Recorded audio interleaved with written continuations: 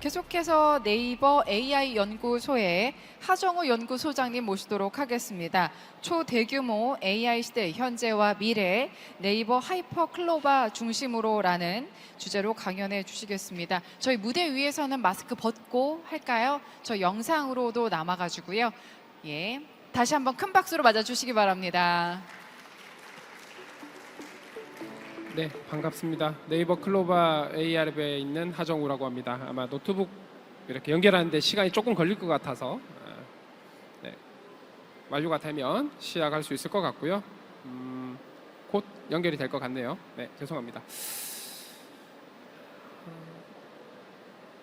화면 이거 전환해 주셔야. 네, 시작하겠습니다. 소개드린 대로 초대규모 AI 시대 현재와 미래 관점에서 좀 설명을 드리려고 하고요.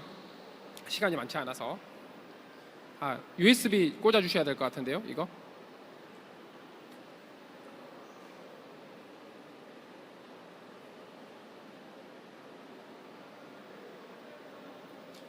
네, 항상 이런 발표는 해프닝이 없으면 심심하죠. 네, 빠르게 처리하고 나서 마치는 시간은 최대한 정확하게 지키도록 하겠습니다.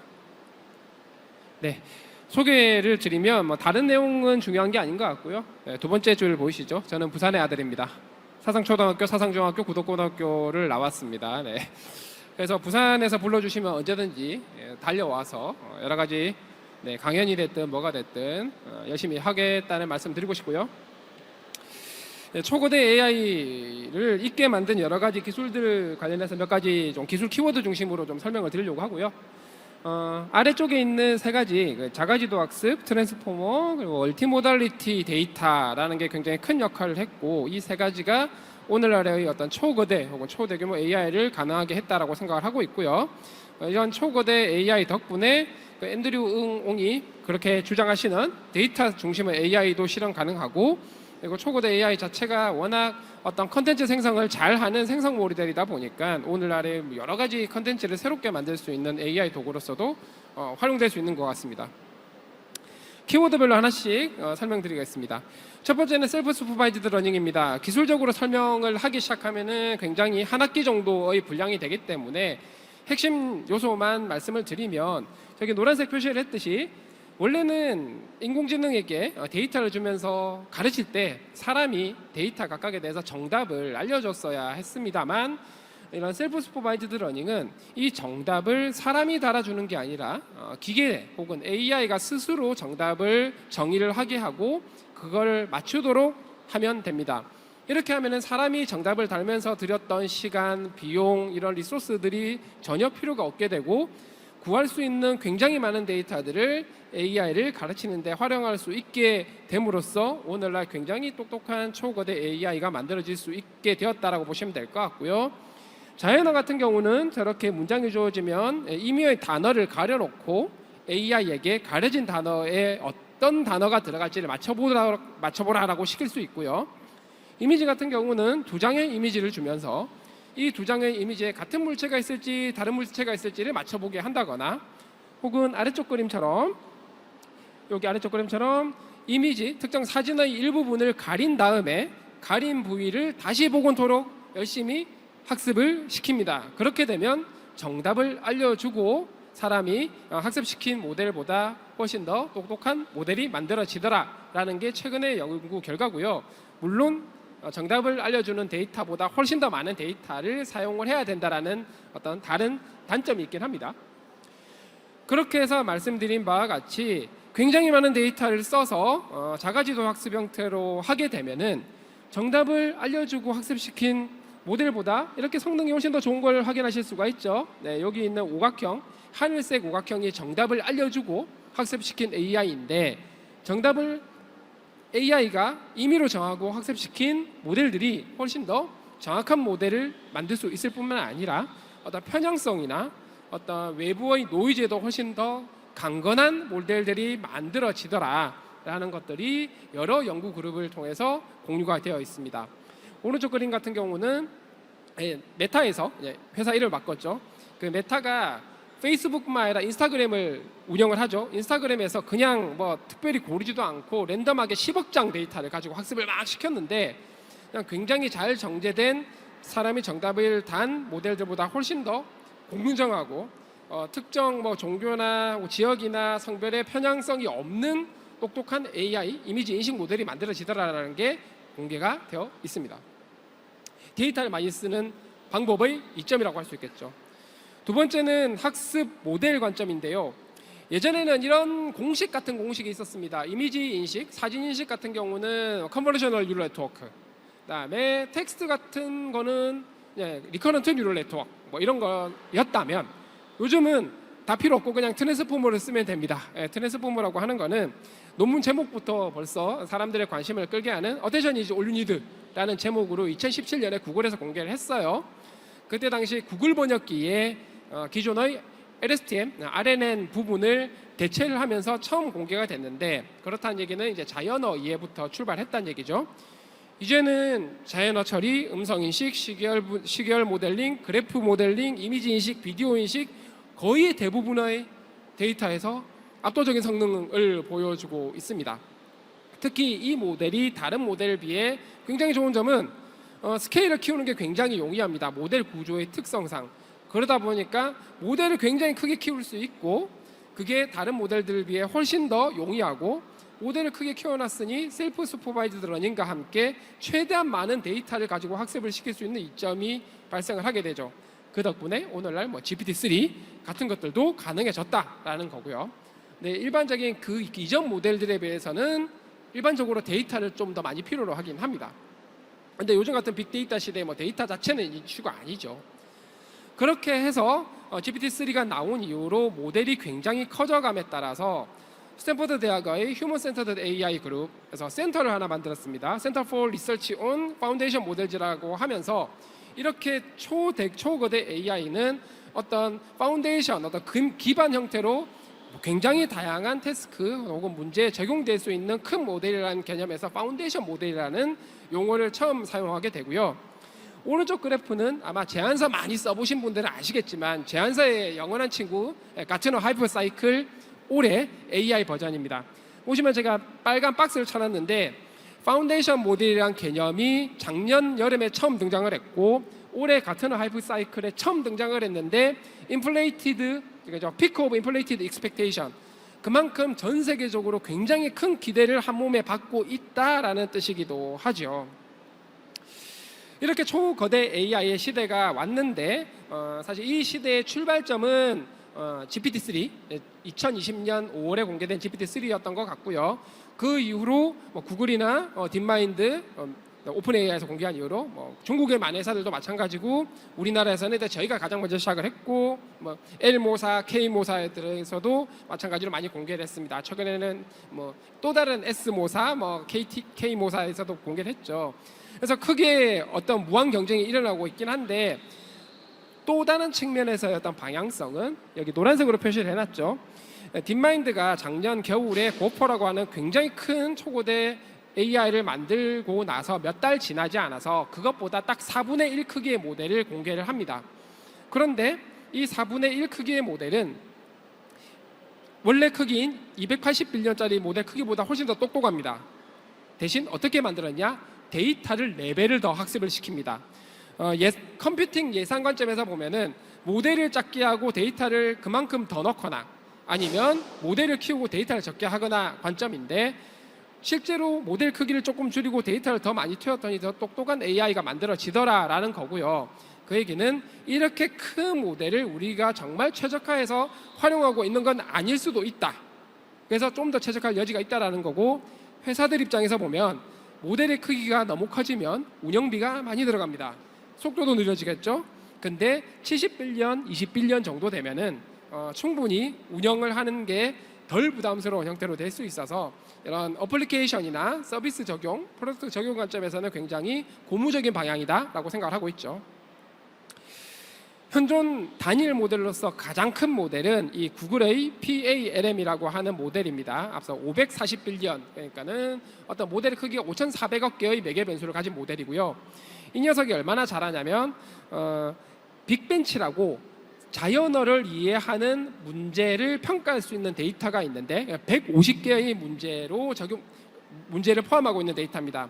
이 데이터는 어떤 사람이 이 문제들에 대해서 얼마만큼 잘 푸는지도 함께 점수를 넣어놨어요.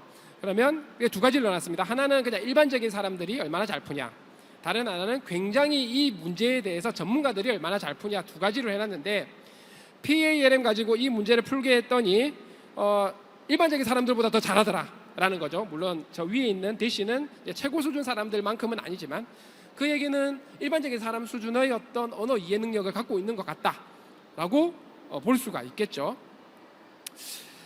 글 이해, 글 생성, 글쓰기만 잘하는 게 아니고요. 코드도 되게 잘 짭니다.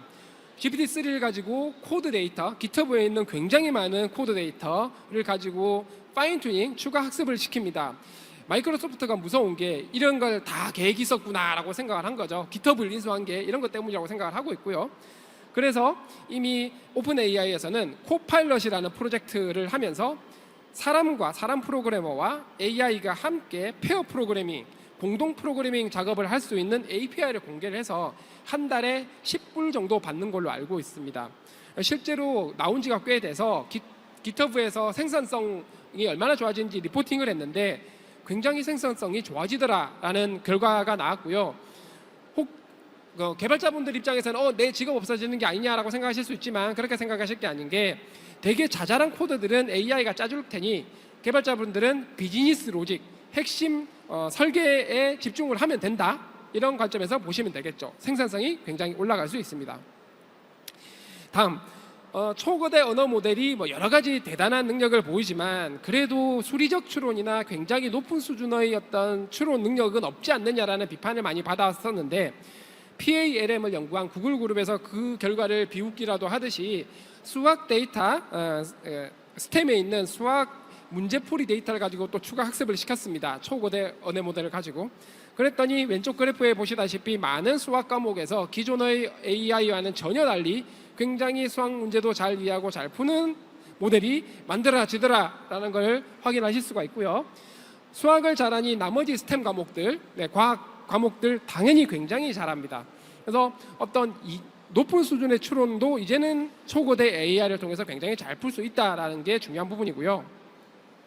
이렇게 뛰어난 이해를 가진 초거대 AI를 가지고 실제적으로 굉장히 양질의 소규모 데이터로 추가 학습을 했을 때 정말 뛰어난 어떤 데이터 중심의 AI, 앞에 지금 이주영 대표님 방금 오셨지만 이런 것들이 실행 가능할 것 같고요. 이제 글만 잘 쓰는 것도 아니고 코드만 잘 짜는 게 아니라 글을 주면 사진도 굉장히 잘 생성합니다. 달리2도 그랬지만 요즘 완전히 공짜로 활용할 수 있는 스테이블 디퓨전이라는 모델이 공개가 되었어요. 그래서 이 녀석이 얼마나 그림을 잘 그리냐면 저 위에 텍스트 보이시죠? A camping tent on the top of a mountain 뭐 대충 이런 식으로 글자를 입력을 하면 아래에 있는 사진들이 실사가 아닙니다. AI가 만들어낸 사진들이에요. 물론 저 텍스트 입력을 어떻게 하느냐에 따라서 굉장히 멋진 사진이 나올 수도 있고 좀 이상한 사진이 나올 수도 있지만 과거에 비해서 어떤 창의력이라는 관점에서 상상하기 힘들었던 것들이 가능하고요. 저희 QR코드 들어가시면 실제로 여기 계신 분들도 다 공짜로 활용을 해보실 수 있어요. 실제로 체험을 한번 해보시기를 권장드립니다. 그리고 이제 요즘 가장 핫한 부분이 사실 이런 인공인간 혹은 디지털 휴먼이라고 얘기를 하는데 디지털 휴먼 자체는 어떤 비전 기술 혹은 생성 기술로서 만들 수 있긴 하지만 이 친구들의 두뇌 혹은 이 친구들이 대화를 정말 사람처럼 하기 위해서 이 디지털 휴먼의 백단에서 초거대 AI가 이 친구들의 두뇌로서의 역할을 하게 된다면 훨씬 더 많은 어떤 혁신적인 서비스들 가능할 거라 생각을 하고 있습니다. 이런 시대에 네이버는 무엇을 하고 있는가 잠시 짚고 넘어가겠습니다. 저희 조직 먼저 소개를 드릴 거고요. 네이버의 AI를 책임지고 있는 조직이 저희 클로바라고 하는 조직입니다. 그래서 저희 팀에서는 코어 엔진, 음성 인식이나 합성, 그다음에 이미지 인식, 비디오 인식 등등등 다 저희가 자체적으로 연구 개발해서 엔진을 만들고 있고 이 엔진을 클라우드 위에 얹어서 저희 파트너 회사들이 다 활용하실 수 있도록 서비스를 제공하고 있고 그걸 넘어서서 네이버 자체의 많은 서비스들에 저희 AI 기술들이 활용되고 자체 디바이스, 스피커들이죠. 이런 데도 서비스에 적용이 되고 있는 그러니까 AI 버티컬을 다 커버하는 조직이라고 보시면 되고요. 저희가 만든 어플리케이션 몇 개를 소개드리면 첫 번째는 클로바 노트입니다. 요즘 학생들이 굉장히 많이 쓴다고 해요. 대학에서 교수님들 앞에서 강의를 막 하시면 이제 예전에는 교수님 강의 들으랴 노트 필기 하랴 되게 힘들었는데 이제는 일단 강의를 들으시고 클로바 노트를 실행한 다음에 집에 돌아가서 클로바 노트를 에 녹음된 강의를 보면 이렇게 텍스트로 다 떨어뜨려 주는 거예요. 그거 보고 노트 필기 정리하시면 되고요. 심지어 미팅을 하신다. 클로바 노트 실행시켜 놓고 미팅 끝나고 나면 어느 참가자가 어떤 얘기를 했는지 정리를 다 해줄 뿐만 아니라 음성인식 기술로요. 초거대 AI를 써서 미팅을 요약까지 해줍니다. 굉장히 요약을 잘해주는 어플리케이션인데 네, 공짜입니다. 많이 활용 부탁드리고요. 네, 앱스토어에서 다운받으실 수 있습니다. 그리고 클로바 더빙은 텍스트 입력을 하면 이 텍스트를 음성으로 변환해주는 역시 마찬가지로 무료로 활용하실 수 있는 기술입니다. 제가 실제로 한번 텍스트를 입력해서 한번 들고 와봤는데요. 자, 듣겠습니다. 네.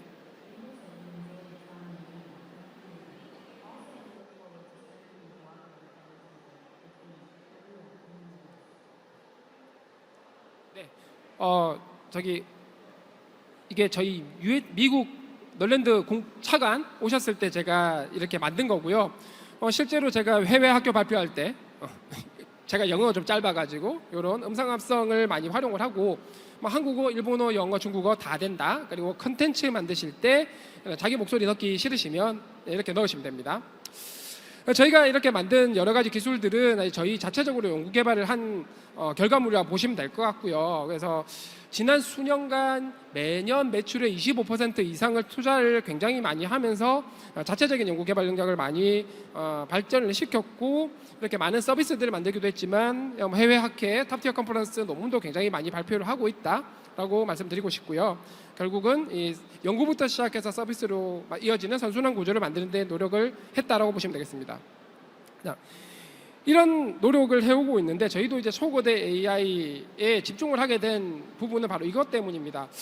그 AI가 소프트웨어 2.0 안드레 카파스가 얘기한 소프트웨어 2.0 시대에 접어들면서 AI가 중요하게 된 건 맞지만 어쨌든 이런저런 이유로 적응 비용이 굉장히 비싸고 많이 들어가게 되는 게 문제였습니다. 그래서 저희가 그 고민을 한 끝에 이걸 어떻게 이 문제를 해결하지 않으면 아무래도 지속 가능한 AI의 성장 어렵지 않겠나라고 보고 있었는데 이 문제를 해결할 수 있는 방법이 사실은 초거대 AI에서 찾을 수 있게 됐습니다.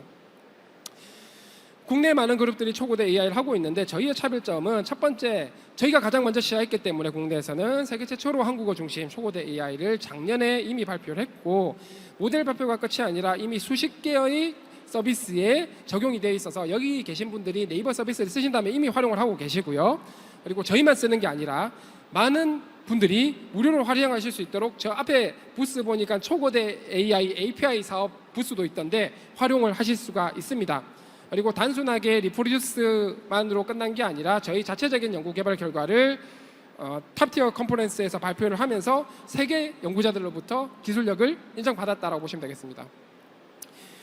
초거대 AI를 하기 위해서는 세 가지가 중요한데요. 네, 인프라, 사람, 그리고 데이터입니다. 그래서 저희는 엔비디아 슈퍼파 도입을 했고 그리고 문제는 데이터입니다. 오픈 AI GPT-3가 정말 뛰어나지만 한국어가 0.016%밖에 데이터에 포함되어 있지 않아서 이 부분이 문제가 될 거라고 생각을 했고 그래서 저희는 대한민국의 딥전지성이라고 할 수 있는 네이버 데이터를 활용해서 학습을 시켰습니다. 그리고 이렇게 만들어진 모델을 저희 쇼핑 서비스에 굉장히 많이 적용을 했고 저희 계속 티저 영상 중간중간 보실 수 있으실 것 같은데 쇼핑 서비스에 많이 들어가 있고 이런 대화 모델에도 적용이 되어 있습니다. 이런 공룡 AR 모델에도 공룡이랑 굉장히 자연스럽게 대화할 수 있는 서비스도 적용이 되어 있고요. 저희가 가장 자랑스럽게 생각하는 서비스는 바로 이건 것 같습니다.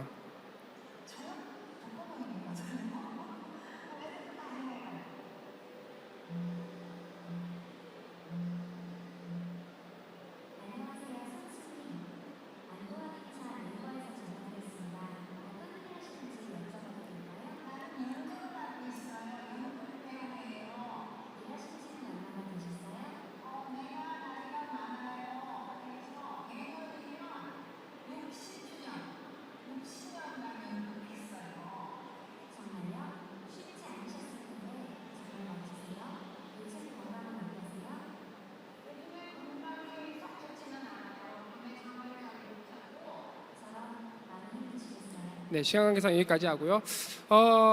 전국의 수천 명 이상의 어르신들이 이 서비스를 통해서 위안을 받고 있다고 하시고요. 만족도 90% 이상, 다시 전화 받고 싶다 95% 이상, 그리고 작년 11월 해운대구 바로 여기서 가장 먼저 시작한 서비스입니다.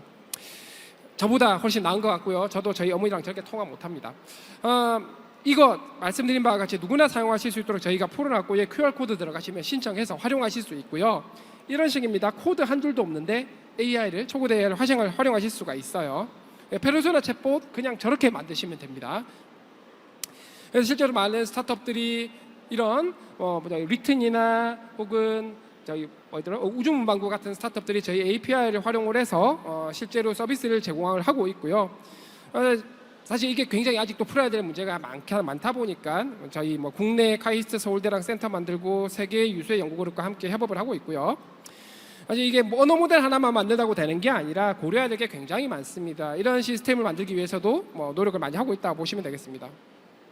그리고 AI가 똑똑해지고 파워풀해짐에 따라서 AI 윤리 부분도 굉장히 저희가 신경을 많이 쓰고 있어서 자체 윤리 준칙이라든가 혹은 글로벌 AI 윤리 관련된 여러 가지 행사들도 많이 진행을 하고 있습니다. 궁극적으로는 새로운 형태의 생태계가 만들어질 거라고 생각을 합니다. 클라우드 위에서 초거대 AI를 이렇게 함께 공유를 하고, 그런 많은 스타트업들, 파트너들, 연구그룹들이 이런 초거대 AI를 함께 활용하면서 새로운 혁신적인 비즈니스 모델 혹은 연구 주제들이 만들어질 거라 생각을 하고 있고요. 이름하여 SaaS를 넘어선 AI 애저 서비스의 시대가 올 거라고 생각을 합니다. 네, 감사합니다.